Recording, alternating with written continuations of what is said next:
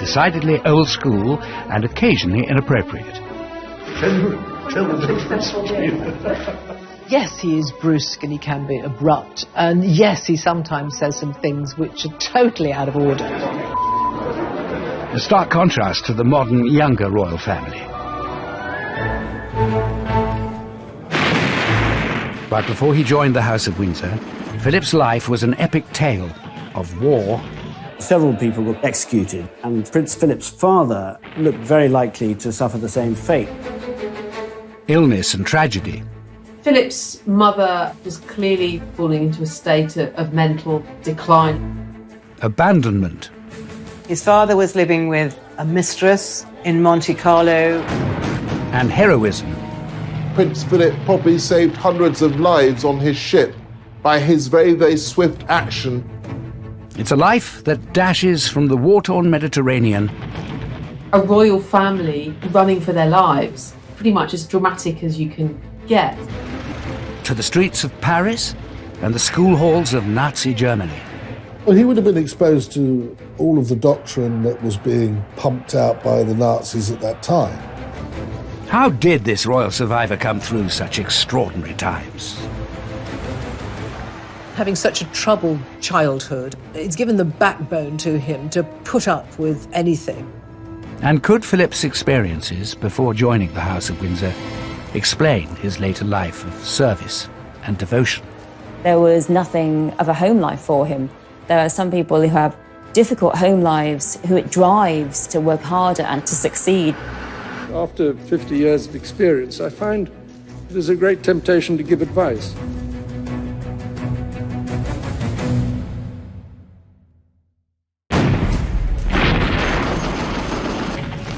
Turkey in 1922. The Greek army is invading its old enemy in a brutal war. One of the army's leading figures is the Greek prince, Andrea, who has recently become father to baby Philip. Prince Philip's father was a major general in the Greek army who were invading part of Turkey, Anatolia, but there was a huge military setback and the Greek forces had to flee to the coast. Following the army's humiliating retreat from Turkey, the pro-monarchy Greek government is overthrown, and its leaders are held responsible for the disaster. In the aftermath of this coup, several of the people were court-martialed and executed, including a former prime minister, a former foreign minister, several of sort of top generals. And when the execution was carried out, they all stood incredibly bravely and stared at the firing squad. Prince Philip's father looked very likely to suffer the same fate. This is a really precarious time for Philip. Suddenly, really the rug is pulled beneath his family's feet. Philip's father's life is only spared by the court when his cousin, the British King, George V, intervenes. Somewhat surreptitiously, I think, George V was very instrumental in organising the escape from Greece of his cousins, including Philip, a babe in arms, who was taken onto this ship. Of course, there was no cot, no crib for him, and so the sailors engineered a cot for him out of old fruit crates. It is a dramatic start in life for Prince Philip. Born Philippos Andreou in Corfu just 18 months earlier, in June 1921. He was born on the dining room table, in fact, of a beautiful villa in Corfu called Mon Repos. And he was born on the dining room table because the surgeon thought that was the best place for Alice to give birth. And by all accounts, he was a very much wanted and loved young son. Philip's mother, Alice, is a princess of the German House of Battenberg, with illustrious British ancestral roots. Prince Philip's mother was Princess Alice of Battenberg, and she was born in 1885 in the presence of her great-grandmother, Queen Victoria, in Windsor Castle. Philip is the great-great-grandson of Queen Victoria. His parents have royal lineage right back through to the British royal family, but also to the Greek and Danish thrones. He was very, very well connected. And by the time he was born, his relations were on practically every throne throughout Europe. Philip's father, Prince Andrea of Greece, is the brother of the Greek king and a full-time soldier. The wars between Greece and Turkey have actually been going on for many, many years, and the royal family and Prince Andrea were very much placed into senior positions in the military. But the military coup following the latest defeat forces the Greek royal family into exile. Philip's family, including his 4 elder sisters, have to flee their homeland. This really was pretty much as dramatic as you can get. And of course, this is now, a royal family really running for their lives. They were able to smuggle some jewellery in their clothes and some money, but very little. It's quite a dramatic start to his life. He has no recollection of the family fleeing in 1922, but it had enormous consequences and led to him being a bit of a wandering boy. Despite their royal connections, when the family flees Corfu with baby Philip, they have no home to go to. From a position of royalty, they are now really looking for refuge. This was the beginning, I suppose, of quite a nomadic existence for Prince Philip. They settled in the home of one of his aunts and uncles at Saint-Cloud in Paris. They basically gave the exiled family a house in which to live, and if they needed it, they would help them financially. Their life in Paris was fairly stable, but of course they were dependent on charity, basically, and I don't think anybody really likes that very much. And the other point is, of course, that as members of the royal family, they felt themselves dispossessed and, in a sense, pointless. They didn't have anything that they could really do. But Philip's life in Paris is happy and stable, surrounded by his loving family. I think these early years of Philip's life were perhaps the happiest of his childhood, because it was relatively settled for those years in Paris, and his father, Andrea, adored him. His sisters recalled how there'd be gales of laughter when Philip and his father were larking around. He was able to be educated. His relatives paid for him to have a good education. He was multilingual. He speaks, as a result, fluent French as well as German. But when Philip is 8 years old, his happy family life in Paris begins to break down. Philip's mother, Alice, was clearly very fragile in her emotional, psychological health, and there's every sense that the kind of trauma of the events in Greece and their hasty departure really did put her under psychological strain.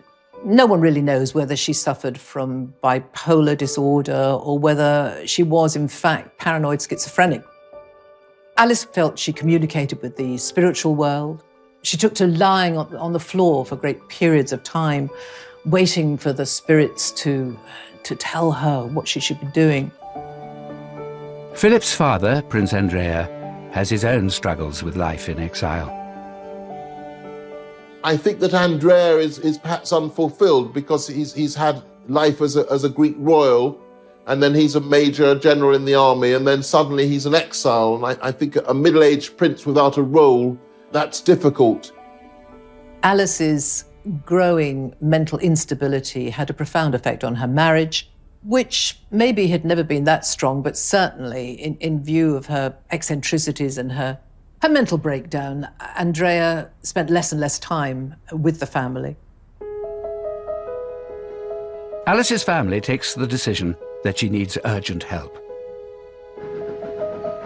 One Easter holidays, the family had gone to stay with some relations in Germany, and Alice's mother organised for psychiatric doctors to come and basically snatch her away. The children were taken out for the day, and she was sort of bundled into the car and driven off to a secure sanatorium. As a result, his father then seemed to somewhat abandon the family. Bear in mind, his sisters were older now, and it was just Philip was quite young. Philip loses first his mother and then his father, all before his 9th birthday.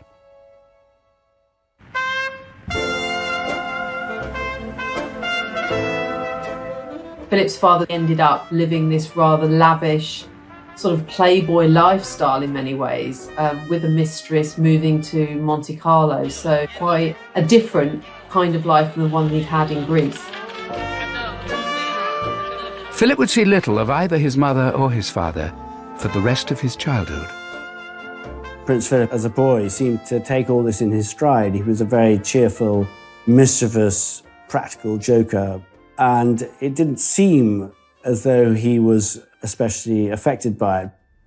I talked to Prince Philip and he said, and I think this is very significant really, my mother was ill, my father was away, so I had to get on with it. And that really is what he's done all his life. Child psychologists would say that he built himself a sort of shell around himself where he could sort of function as this outwardly cheerful person, but he didn't want to have people ask him about how he was feeling, and that would tend to bring out sort of irritation and anger from him. With his parents unable to take care of him, Philip's family now has to decide where the 9-year-old boy should go. Decisions that will shape the rest of his life.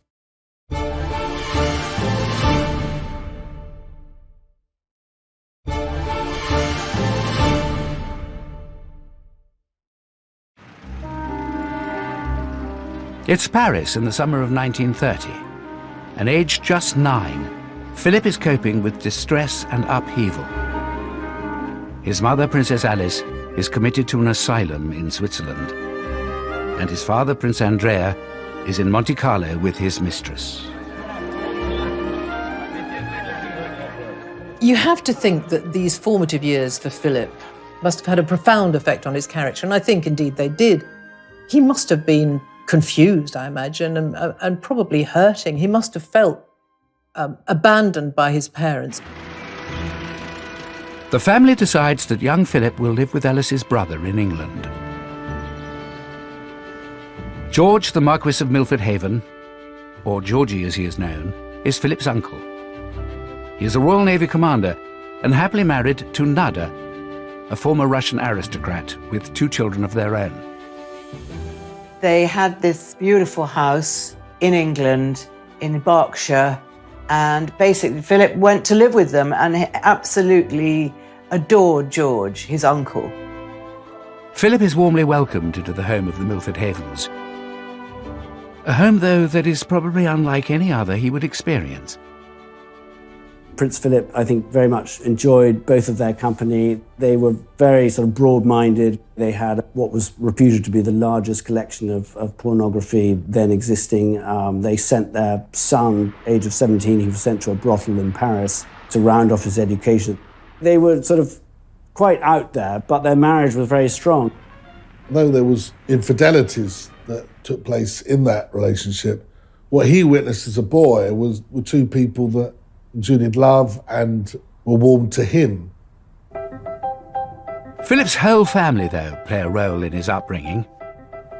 I think he was much loved by the uncles, aunts, by his grandmother, and had bedrooms in several homes, but there would always be lots of planning on where would he go in the school holidays. So he must have felt a lot of his childhood in the 1930s like he was a parcel being moved from place to place in the holidays, from country to country.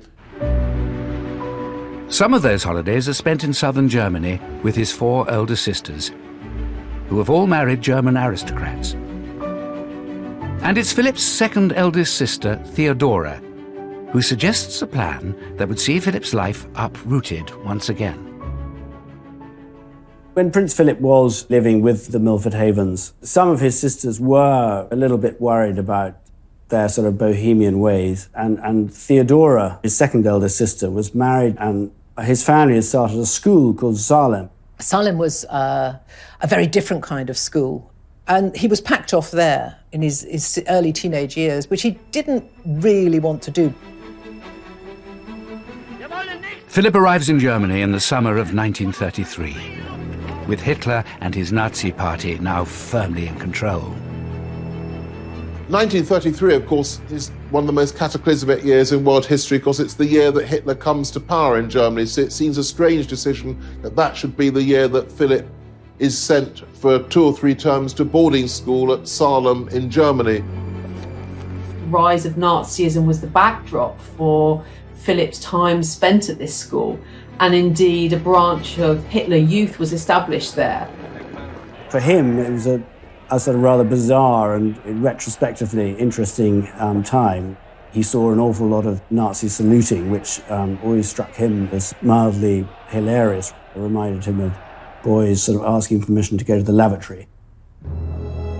At 12, Philip is possibly too young to comprehend the events around him. But all 4 of his sisters and their German aristocrat husbands have allied themselves with the Nazi Party. It's an astonishing thing that 6 years before Britain is at total war with Germany, there's somebody who's later to marry the Princess Elizabeth should have been at school in Nazi Germany.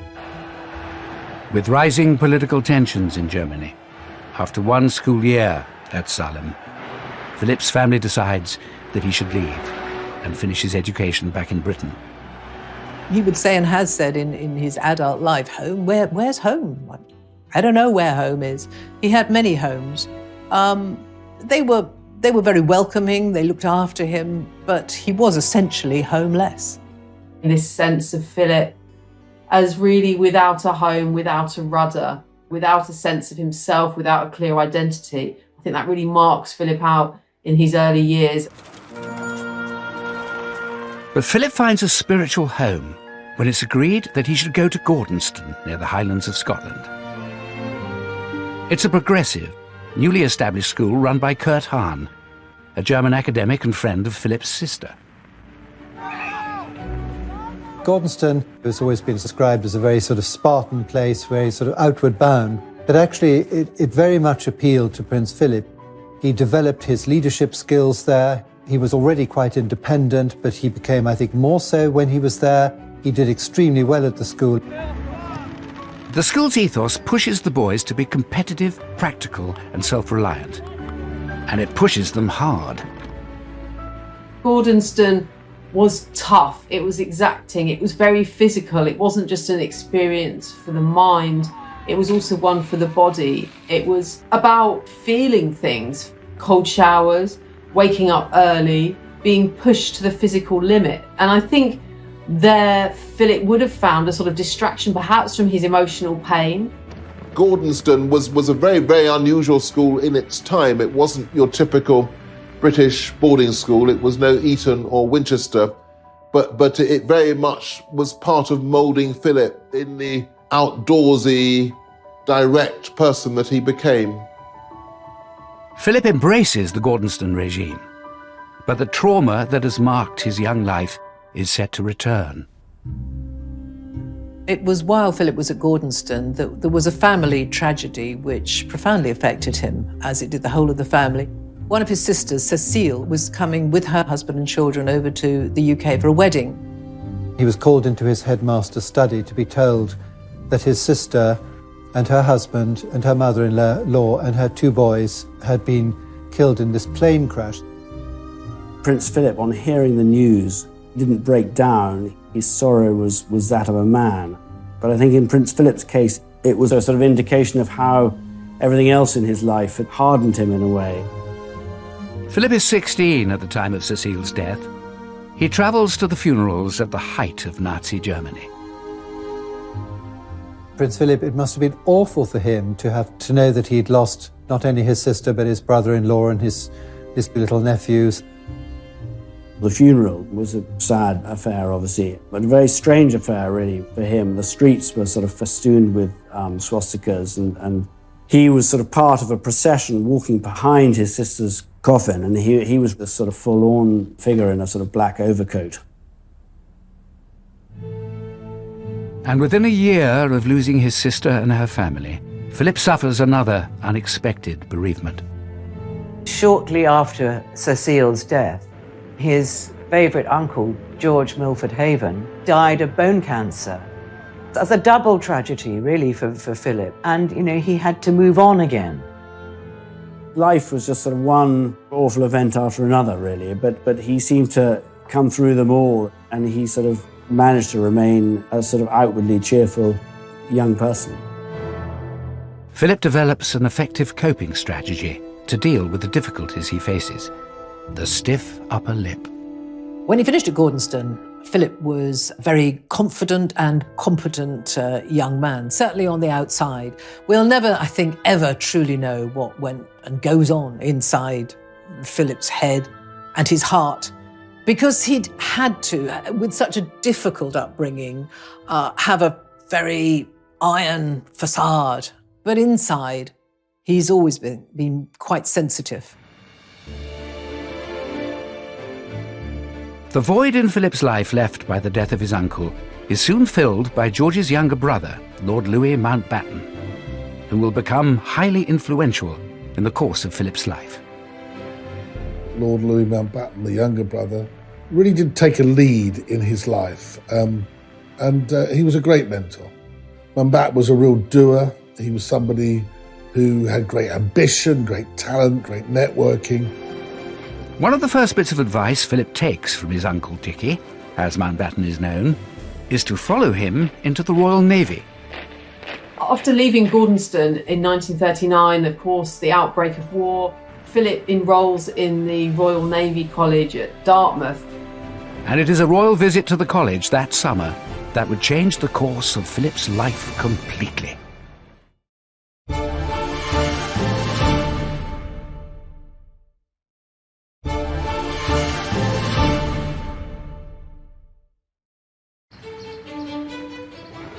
Prince Philip begins his training at Dartmouth's Royal Naval College in May 1939, 4 months before the outbreak of World War II. I think aged 18, he's already a very, very self-sufficient man. These difficulties which have befallen him have toughened him up. He has the advantage of being devastatingly good-looking. He's very, very blonde in those early pictures, and already he's become a bit of a magnet for young women. The young cadet's charms are on full display when the royal family visits the academy in July. His uncle, Dickie Mountbatten, arranges for Philip to entertain the princesses, Elizabeth and Margaret. They played a few games, they went on the croquet lawn, they went out to the tennis courts, and Philip jumped over the nets and suggested they do the same. And by all accounts, Elizabeth was smitten. She wrote to Philip to thank him for looking after her and Margaret. And then Philip wrote back. It was his cousin. She was a good contact to have. She was eventually going to be Queen of England. So Philip isn't a fool. So they started sending letters to each other. But Elizabeth is only 13 years old, too young for any serious romantic interest. Besides, Philip has other things on his mind. Less than 6 weeks after that fateful meeting, Britain declares war on Germany. We tried again and again to prevent this war. And for the sake of peace, we put up with a lot of things happening which ought not to have happened. Philip, of course, could have joined the Greek navy. He was still a prince of Greece and one of the heirs to the Greek throne. And I think increasingly in the late 1930s, Philip felt that he was English. He felt he was British. So it was the Royal Navy that he was going to be in at the beginning of the Second World War. In early 1940, Philip is sent to sea. At first to the Indian Ocean to escort convoys of soldiers. But the young midshipman is eager to be in the thick of the action. And by the following year, he gets his wish. He's transferred to a battleship in the Mediterranean to join the fight against the Italian Navy. There was one particular battle, the Battle of Matapan, which really saw the end of Italian involvement. The Italians took such a pasting, and Prince Philip was in charge of the searchlights during a night engagement. 2 or 3 Italian ships were destroyed in quick succession, with Prince Philip directing the searchlight so effectively that these Italian ships were well illuminated and promptly destroyed. 19-year-old Philip's skill with the searchlight earns him an official commendation, and he is honoured with the Greek War Cross.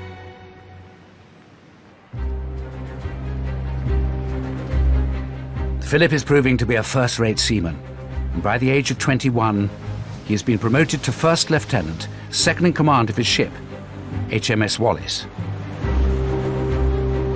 In July 1943, his leadership abilities are put to the test when the Wallis is targeted by German bombers. As soon as the sort of first round had finished and they went away, Prince Philip knew that they would be back to finish them off. And he had to come up with something pretty quickly. And he prepared a raft with other officers, and they lit burning torches, flares at the end of the raft with smoke coming out. And they set the raft off and sailed very, very quickly, completely dark in the other direction. When the German planes returned, thankfully, instead of bombing Wallis, they bombed this decoy. Prince Philip probably saved hundreds of lives on his ship by his very, very swift action. As he rises through the naval ranks, Philip's also growing closer to Princess Elizabeth. He did find time frequently to write to Elizabeth, and there was an occasion or two during the war when he had leave that he would go and stay at Windsor Castle. Philip spends Christmas of 1943 with the royal family. It's soon clear the 17-year-old princess is falling for the 22-year-old naval officer. She was excited by him. He was very different from the very proper, prim aristocrats that her mother would want her to be associated with. He was a bit of a rebel, and she felt that he was a bit of a catch. She fell desperately in love with him. She thought he was marvellous. He was a war hero, he was good-looking, he was kind, just everything she'd ever wanted. But Philip isn't so sure Elizabeth is right for him. After all, marrying the future queen would mean committing to a lifetime of public duty. But whispers about Philip and Elizabeth are beginning to spread, helped by his uncle Mountbatten. By the time Philip returns from his war service in early 1946, he seems to have made up his mind.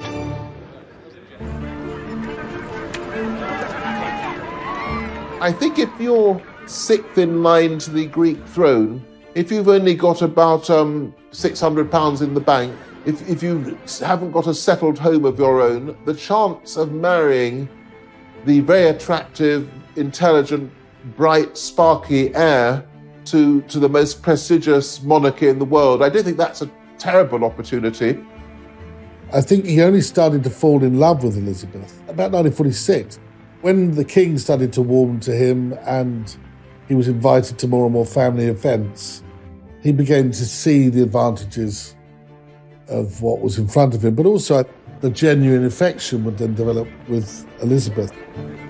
Winning Elizabeth's heart proves relatively easy, but winning over her parents and their courtiers is a different matter.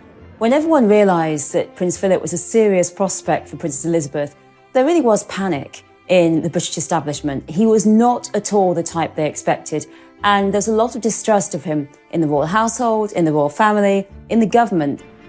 Philip is seen as an outsider, someone who didn't go to the right schools, doesn't have any money, and is far too outspoken to be a true British gentleman. Philip was from a foreign royal family. He had been brought up in sort of military ways. He was really penniless in terms of his upbringing. He'd lived this kind of nomadic childhood. He had a very unstable, dysfunctional family, and certainly some courtiers thought that he really wasn't appropriate for a royal princess. But of course, Philip is as royal as they are, but I suppose they viewed him as a little rough and ready, maybe brusque, maybe overconfident. Certainly, views were expressed that he might not be the right person. Nobody approved of him at all, but Elizabeth, for the first time in her life, she really, really stuck her heels in. This was the man she wanted, and no other would do. To become a more suitable candidate for the princess's hand, Philip makes some dramatic changes. With the help and guidance of Dickie Mountbatten, his uncle, he decided, or it was decided for him perhaps, that he should take on British nationality. And so he gave up his right to the Greek throne, he gave up his Greek nationality, he was no longer Philip of Greece, and he became British and he became Philip Mountbatten. And he also had to give up the religion he'd been baptised into. He was no longer Greek Orthodox, he now had to be Anglican. So they really do everything to change Philip into the English man they wish he was. I think those quite significant sacrifices was the beginning of a whole series of sacrifices that would then mark out Philip in relation to Elizabeth. He was always going to have to try to conform, to be acceptable. By the summer of 1947, Philip and Elizabeth have finally won the King and Queen's blessing. In these, the first special studies of the pair since the news of their engagement, it's easy to see the radiant happiness of the princess as she and her very good-looking husband-to-be pose for the cameras in the palace. Philip marries Elizabeth on November the 20th, 1947, at Westminster Abbey.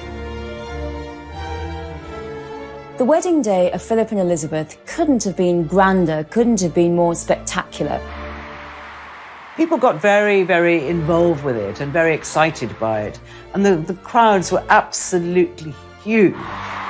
Everything about the wedding is reinventing Philip. He's a great war hero, he's practically British, and now he's the marvellous future consort of the marvellous future queen.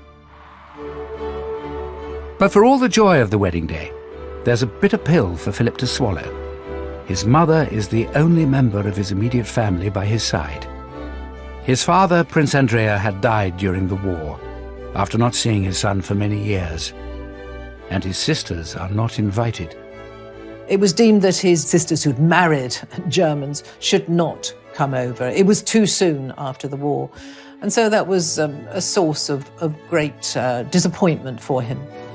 But life as the new Duke and Duchess of Edinburgh is good for Philip and Elizabeth. You have to remember that he had been essentially homeless. He had not had a family life since he was 8 years old. And so to cherish someone and love someone as much as he did Elizabeth meant the world to him, and he was incredibly open about it. Their family grows quickly with the birth of Prince Charles in 1948 and Princess Anne 2 years later. Philip put behind him a lot of the difficulties of his childhood, and I think he himself was liberated by forming a happy family. For the first time since his early childhood, Philip has a home of his own, Clarence House in London. And despite taking on some royal duties alongside his wife, he remains on active duty in the Navy. One of the happiest times in the young couple's life was when Prince Philip was posted to Malta. He was out there for quite some time, several months, and Elizabeth went out and stayed with him on 2 occasions, quite protracted stays. And this was a very, almost normal existence for her. And she absolutely loved it.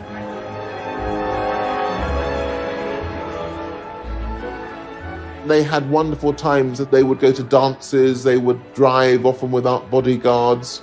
I think there were very, very happy times for Philip and Elizabeth between 1947 and 1952. I really think that Philip and Elizabeth imagine that their life post-marriage is going to be their life for the next 20 years or so, that they'll live in Clarence House, she will do royal duties, he will support her, they will have their children, but it isn't going to be the big job. It's not queen and consort. I think both she and Philip imagine that'll be a job they're doing when they are in their 40s, going into their 50s. There's no way, I think, that they have any idea how close it is around the corner. But in 1951, King George VI becomes ill with what is later revealed to be lung cancer. It falls to Elizabeth and Philip to take on more royal duties in his place, including a tour of the Commonwealth nations in early 1952. They were going to be away for several months. So they set off for Kenya, hoping that when they came back, the king would be okay. But it was not to be. Just days after their departure, on February the 6th, King George dies in his sleep. a royal aide breaks the news to Philip. Philip, he just looked absolutely ashen-faced because I think he realised that his entire life at that moment was going to change. I think he went into shock and he put a newspaper over his head and just absorbed this terrible news. Then he went to tell his wife. Philip has to break the news to his wife that her beloved father is gone, and also that everything has changed overnight. She is now the queen, he is now the consort, and the life they had before is over. Philip is facing the biggest challenge of his life. How much will he be forced to sacrifice? And how will he use his turbulent childhood experiences to guide him in his new role?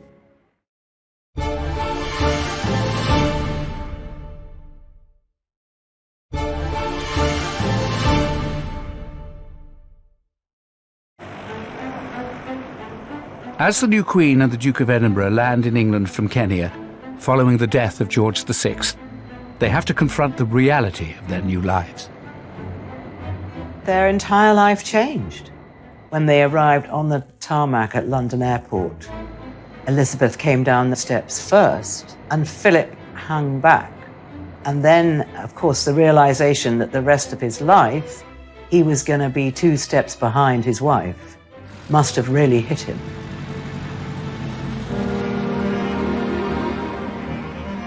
The first step Philip must take is to sacrifice his day job. As consort, Philip has to give up his naval career, which is quite difficult. It's something he fought for so long, and he's not allowed to keep his job. He was about to be promoted to commander, he was going to be in charge of a big ship, so all of that had to be shelved. It was very difficult for Philip to accept this role of second in command when he'd used to being in command. Philip, though, is bucking the trend. In post-war Britain, most men have the expectation of being master of their own households. For Prince Philip, that expectation is turned on its head. Philip becomes consort in the midst of the 1950s, at a time when patriarchy and hierarchy absolutely rules. Women are at home as housewives, and here is Philip effectively being thrown into position of the country's ultimate house husband. Philip now has to work out what he is going to do. There is no job description with the role of consort to a queen. Albert was the last, nearly 100 years earlier, to Victoria. He has to find a role for himself. He has to find an identity as consort. It's not prescribed. The Queen, of course, received government business in those royal boxes, which he was never privy to. The Queen was having audiences with her first Prime Minister, Winston Churchill. He was excluded from them. What was to be his purpose? It was the beginning of a very, very difficult period in his life. Philip sees himself as a modernising force, but is frustrated by resistance from powerful figures within the palace. Philip finds his role of consort as being squashed by his mother-in-law because Queen Elizabeth, the Queen Mother, wants to stay in Buckingham Palace, have a role of influence over her daughter. And what you start to see happening during the early reign of Queen Elizabeth is that there really becomes this battle between Prince Philip, who has ideas about changing the royal family, and Queen Elizabeth, the Queen Mother, who wants everything to stay exactly the same. And there are further attempts to marginalise Philip by some of the old guard serving the monarchy. The courtiers were brutal to him. They looked down their noses at him. They didn't give him any attention. The courtiers weren't really interested in it. They didn't really have a lot of time for this upstart, this usurper, as they used to regard him. Philip, of course, is a man who's come fresh from conflict. The Navy is in his blood. He needs adrenaline. He needs a purpose. He needs to be doing things. But Philip turns an early setback into a personal mission. As newlyweds, Princess Elizabeth and Philip were living happily in Clarence House, where Philip had overseen the wholesale modernisation.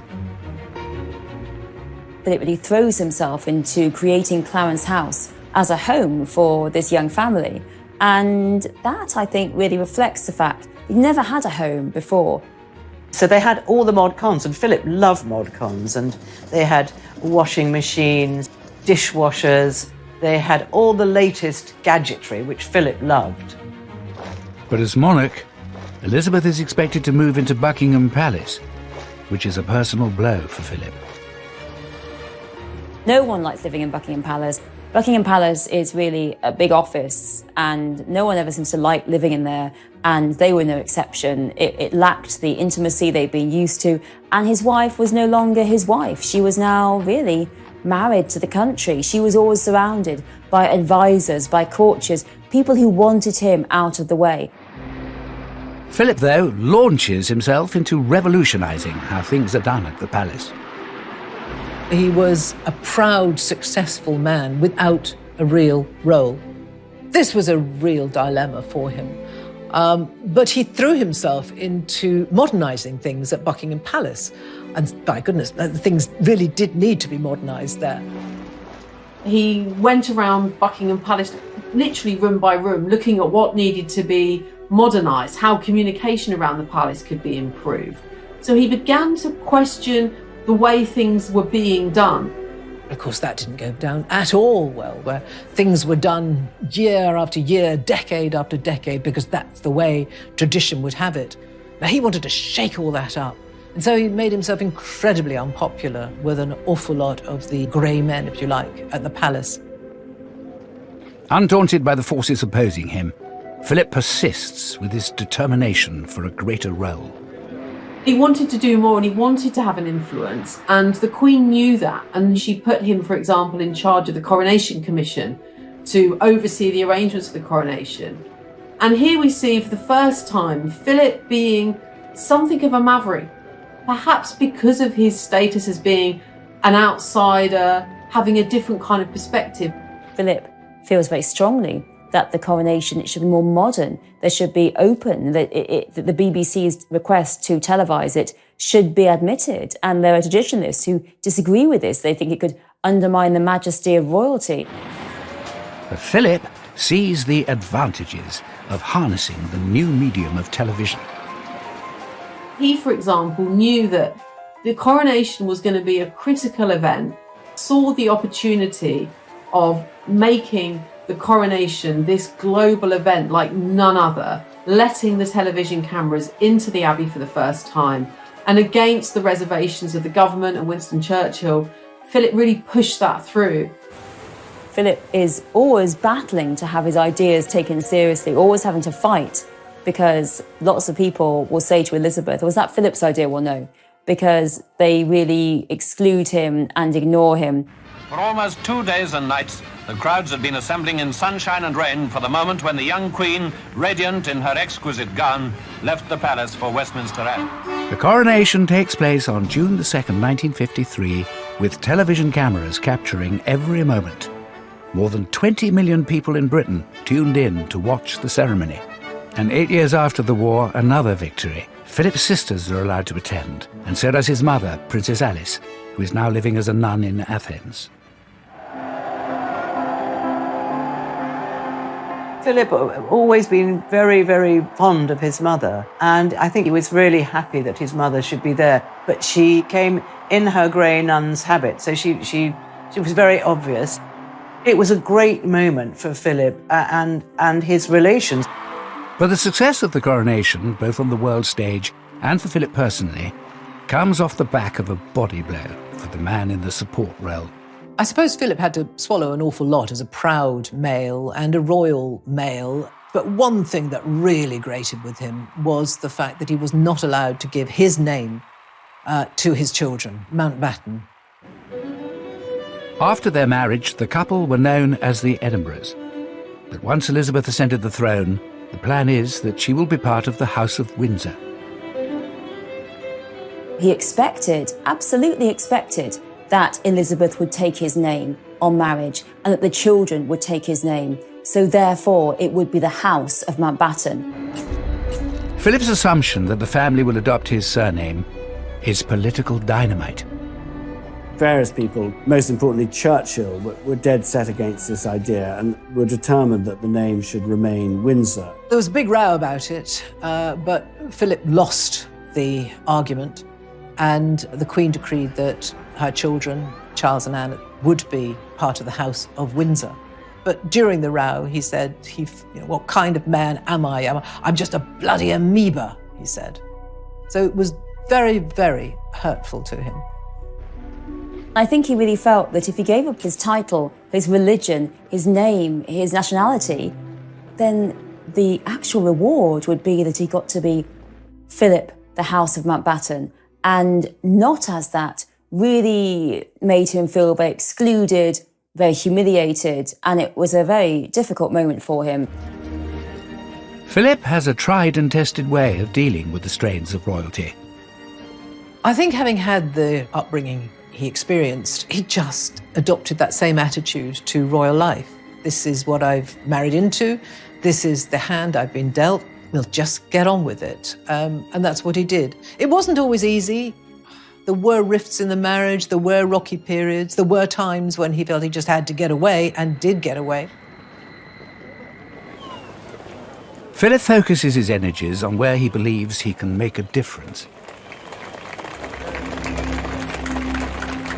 Inspired by his own education and achievements at Gordonston, Philip establishes the Duke of Edinburgh Reward Scheme in 1956. The life of modern youth isn't all pop music, long hair and punch-ups. He recently presented gold awards to 127 girls and over 750 boys. He wanted to empower youth. He wanted them to meet the challenges that were facing them. Not in a pampered way, but in a way to try to engage them in society. But Philip finds that he still has his detractors wanting to curb his ambitions. The politician actually says to him, "This sounds rather like the Hitler Youth," and what a thing to say. It really brings home the anti-German xenophobia there was in Britain at the time. And the fact was that Philip, who'd fought so bravely on the side of the Allies, and that, I think, really reflects how often Philip was blocked openly and subtly and was constantly subject to these people saying, no, stay in that corner, just smile and wave. With his modernisers head on, Philip ploughs ahead, supporting and promoting British innovation. When Prince Philip first started making tours of inspection, his thoroughness was often inclined to startle. But now we're used to his rather specialised approach, and we see him here showing his particular interest in industry. Prince Philip was always, from a very young age, fascinated by science and technology. His uncle Georgie also loved to make things, and Philip, as a young boy, would be so happy to go into the workshop and see him making model steam engines, designing all sorts of things. I think this is where Philip's love of design came, actually. He's literally toured the country at different points, visiting factories, speaking up about British engineering, British science. Ladies and gentlemen, it is clearly our duty as citizens to see that science is used for the benefit of mankind. Prince Philip had this great enthusiasm. It came from the heart, sort of spokesman on behalf of British scientists and British industry, and became a very effective advocate for industries in the period after the Second World War. By the late 1950s, Philip has cemented his position in the monarchy, bolstered by being made a Prince of the United Kingdom by the Queen in 1957. But after a turbulent childhood and a difficult move into the royal household as a young man, how will these challenging times shape Philip in the long years ahead?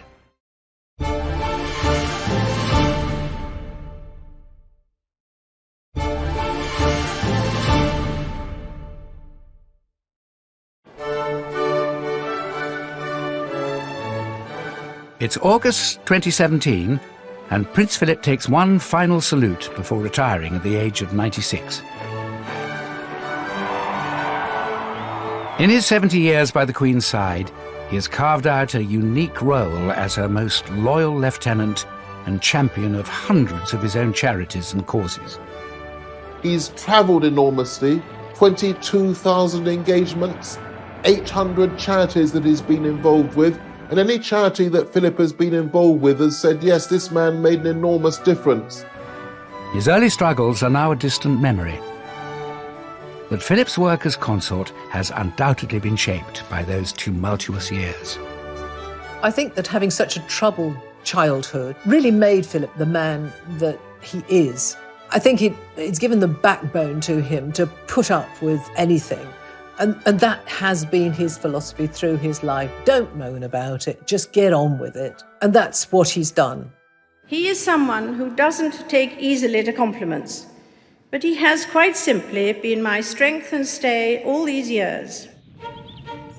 Philip's experience weathering the storms of his childhood has stood him in good stead throughout his royal career. Never more so than in the 1990s, when the royal family was rocked by a series of crises, including the very public breakdown of Prince Charles and Princess Diana's marriage. Philip tries to help. He writes to Diana saying that he understands what it's like to be outside of the royal family, to be seen as an outsider. The sort of things that he wrote to her about were the difficulties that he had had when he had joined the family, the pressures that he'd been under, how he understood the pressures that she would feel. Philip's intervention was not enough to save the marriage.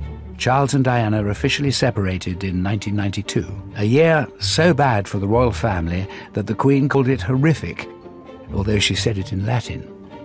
It has turned out to be an annus horribilis.